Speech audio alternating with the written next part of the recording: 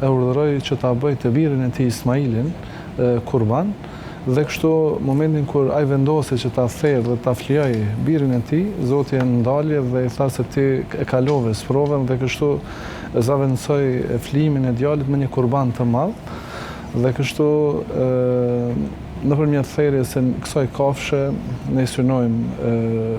nëpërmjet saj falënderimin ndaj Zotit, bindjen ndaj tij, dhe mundohemi që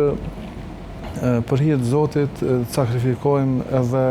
gjërat më të çmueshme që i kemi dhe nikosisht t'i bindemi atij në çdo urdhër që ai neve na urdhëron, ashtu siç Zoti i Madhëruar në Kur'an thotë, dhe fal namaz dhe therr kurban për hir të Zotit tënd. Prandaj edhe faljen e namazit, edhe çdo gjë që e bëjmë në jetën tonë, mundohemi ta kemi gjithmonë për hir të Zotit, për hir të kënaqësisë së tij. Dhe kështu edhe therrja e kurbanit është shaj falënderimi për Zotin për gjitha mirësitë që na i ka dhënë, dhe nëpërmjet tij synojmë edhe që të afrohemi me Zotin e Madhëruar.